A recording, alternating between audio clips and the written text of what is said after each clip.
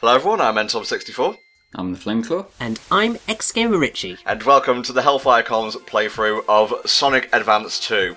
Now, if you've been around the internet at all, perused any forums, even frequented the Twitters, you will have heard various nasty insults slung towards Advance 2, most notably its hold right to win nature. Now, I'm not here to dispute that. I think it's very much hold right to win, but the question we've got to ask ourselves here is that a bad thing, per se? Because, in my opinion, it's the best of the advanced games, and it does what Dimps does best, which is speed. Take it away, Flame. Yeah, I was about to say, when you brought up the whole right to win thing, like, maybe it's because I'm a bit of a casual, but I like watching Sonic go fast, so this is like the perfect 2D Sonic game for me. Like, I should go right into this, say this is my favourite 2D Sonic, just above the classics, and I know that's sacrilege for a lot of people, but yeah. This is just the way he runs. Obviously not the jumping on the spring repeatedly, but we'll get to that. But like just seeing him like just go along fast, like all the way the levels complement speeding, like much better than Dimps ever do in a lot of the other games. Yeah, we'll get to that as we get to that. But Richy, what's your history with Advance 2, mate? When did you first play it? I have never played Advance 2. In fact, up until actually, I have never properly played a single 2D Sonic game. You what? I think Tom might cry, you know that. I mean, so I did play like maybe one level of Sonic 1 on Sonic Generations. I've played a couple of levels of Sonic 2 at National Video Game Arcade in Nottingham because they had it on one of the consoles at one point. Okay. And that's basically about it. It's just one of those things where I came into the franchise with the 3D games, and then I've just never really had the inclination to go and try and get my hands on the 2D ones. And also, of when I have played the 2D ones, I am just roundly awful at them. Okay. And therefore I'm just like, yeah, might as well just kind of just steer clear, and then I don't have to worry about being a complete failure of a gamer. Oh, I know that feeling, mate. I know that feeling. We're pretty much like driving this by the seat of our pants, so to speak. So forgive me if we skip over some things or address it later on, etc. But the special stages in Advance 2, until Advance 3 came along, probably the most finicky out of all the advanced games, because as you saw Flame do back there in Leaf Forest Act 1, they have scattered several, 7 even, special rings that you have to pick up, and once you get them all and complete the stage, you'll go to the special zone where you've got to collect rings and whatnot. You can get combos, and Zero from Adventures chasing you for some reason. Don't ask me why. I guess they just needed a character to chase you, and then you get the Chaos Emerald, and obviously, as per Sonic tradition, you need them all to get to the final boss. As a bit of basic housekeeping on how this playthrough is going to work, we're going to be doing what we did with the Sonic Heroes run, where we show both the first and the last special stage. And the main reason of why I wanted to show it off sort of like that is, like I was gushing over, the main appeal to me is the pure, unfiltered speed here. Unadulterated speed, yeah. Yeah, gotta go fast. So don't really want to spend every second level, getting all the rings, but that, to me, is the one sort of downside for this game. Really. Oh, man. I'm just thinking back to HFC's Sonic Generations 3DS run, and how FDA was so tortured having to sit through 7 special stages and come up with commentary for them. Maybe he was right. Maybe I am a bastard. Yeah. Well, Tom, just think, at least we didn't have to sit through God knows how many. Well, it would have been still 7 special stages in Heroes, but the prospect of the poor sod who decided that they were going to do every special stage with every story in Heroes, I pity the fool who decided to attempt that. So here we go, the running bosses, unique to Advance 2. I don't recall them being in Advance 3 that much, or Advance 1. Advance 3's bosses can suck a gigantic penis, by the way, but we'll get to that when we get to that. The bosses in this game aren't really that hard. In fact, they're actually kind of fun. Some of them are a little bit on the fiddly side, but that's why I've been doing quite a lot of redoing parts in this playthrough, just to get it through smoothly, That's a really old Sonic game, so you all should know Cream the Rabbit and Cheese the Chow by now, but this was Cream and Cheese's, and also Vanilla's, that's Cream's mum, debut game. Advance 2 originally came out in 2002, 2003 for us Western types, and she's basically easy mode. She can break the game like it ain't no fang. Well, I mean, that's quite a nice thing to be able to have have characters as different difficulty modes. It's just a nice little touch, really, and gives you greater replay value, I suppose. There are several characters you can play as in this game. This is a Sonic run, but you can also play as Tails, who, returning from the classics, he's got his flight, and I believe he's got the tail whip as well from Adventure. And Knuckles, he controls how Knuckles usually does. He can glide, climb walls, all that good shit. And the final unlockable character, who you don't actually meet in the story, but you get from beating everything else in the game, is Amy Rose, coming back from Advance. And she's not really that much fun to play as, to be fair. Jesus Christ, what a reward for 100% in the game or something. Yeah, it's the most fun character to play as, in my eyes, is Sonic. He's got...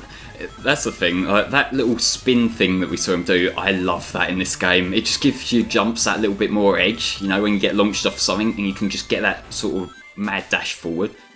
I will be abusing that a lot. It's so much fucking fun. Man, I love the fact that you rendered this at 60 FPS. Thank you, by the way, because goddamn, that after-image shit when you're going super fast is a joy to watch. Dims did some great sprite work for the advanced games.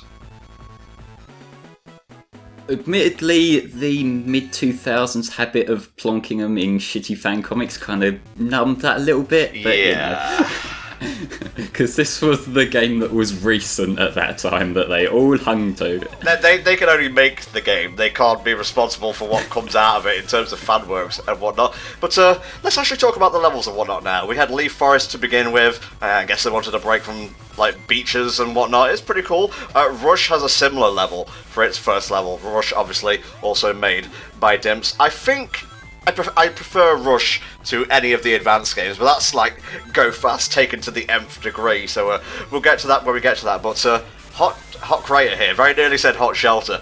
Music, fantastic. Level design, pretty fun. I'm not seeing many bottomless pits yet, but I'm guessing since you're going so fast, they go by at the blink of an eye, eh, Flame? I think there's only a couple of areas where you can fall in the early stages here, because Dimps actually restrained themselves in the early half of the game here. Later on, they do get a little bit more sort of dimpsy, but they actually behave themselves for the most part with this game, which is actually impressive. Well, restrained dimps is the best kind of dimps, I think, because they do have a reputation for hold right to win gameplay, coupled with how was I supposed to notice that going at 1,000 miles an hour bottomless pits and colours, DS, etc. But what can I say? Advance 2 is a well-crafted game. Yeah, it's this is Dimps at their best, and then following on after this is Dimps' greatest hits, really. I suppose. This boss right here, when I was recording a non-commentary long-play version of the game, and yeah, I record, stuff outside of commentaries, and I have other hobbies besides talking over video games, this boss was a bitch and a half, because I could not time these bombs correctly at all. I don't know about you, Flame. Yeah, this one took me quite a little while just to get down perfectly, but it's this phase in particular. Once the thing's gone and you don't know where he's going to aim and they just sort of fall out, just lining yourself up. Because, when he's waving the thing around, at least you know what direction it's going to come, but here, nope, yep, good luck. But then that looks to be entirely part of the challenge. It would be boring if they didn't cause you some difficulty, eh? Well, maybe, but this is a nitpick, but if he doesn't have a cannon, he shouldn't be able to launch cannonballs in a cannon-like fashion, I like to imagine that there's Eggman in there just with picking them up off a thing next to him and just throwing them out with his arms. Take that! Take this! Good old music plant. Obviously, I think back to Rystar, which had, I believe it was Planet Sonata, and one of the prettiest looking levels in the game for sure. Not sure about the music. It's not going to beat Hot Crater anytime soon, which is pretty ironic for a music-based level. They went for a very twee kind of sound, but it's still cool all the same. Yeah, I like Planet Sonata a lot more than this, to be fair. But like this one, it's not a bad level. It's a bit of a slowdown after the hype from the first two, I guess. Really. Yeah, I mean, I think probably quite a lot of that is down to the music. Because listening to this, it's just sort of there's just sort of nothing to it. And while I like that they've got the whole that when you touch the different instruments, they sound out. That's always a fun thing to do in music-based levels. But you would have thought that they would have given it a damn good song. I mean, it's like the entire reason of why the music levels in like the Rayman Legends game. Well, even the original Rayman game, yeah. Yeah, it's like obviously I've never actually played them, but like those are standouts because it's just so satisfying to see anything music-based.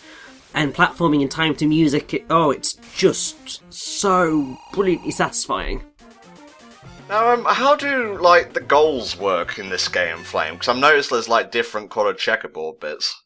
Essentially, if you've got all the coins, like the special stage ones, then Sonic will just keep running through and you're fine. Can't stop But it. if you haven't, then what you want to do is hold back once you cross the line, because the quicker you stop after the finish line, you get like a points bonus. Ah, okay. So like if you go all the way to the end, then it's like nothing for you. If you land on the red or blue, then it's like you get some points. So if you stop on the yellow, then it's like a nice big bonus. Fuck yeah, buddy. Dude, this fucking... Look at this shit. Bouncing, like rail, into spring, into ring... I'm not going to commentate the whole thing blow by blow. Come on now. Let's do that thing where like, we're compensating for our blind viewers.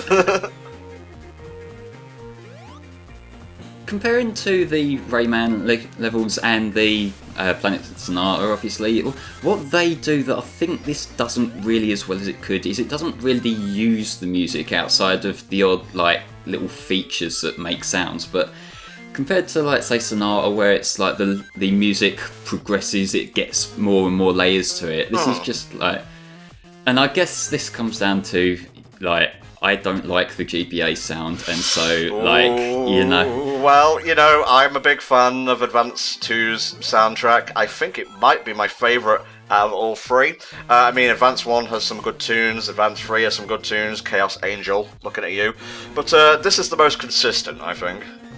See, my thing is that part of why it bothers me is I like the pieces, but the GBA's instrumentation is not very good. It's kind of like the way I think part of the reason like why with say Gen 3 why the trumpets are a sticking point is not necessarily that like the trumpets are unfitting for the song. Like having a trumpet sound in those songs is fine. It's the GBA cannot make a trumpet sound as well as the composers think it can.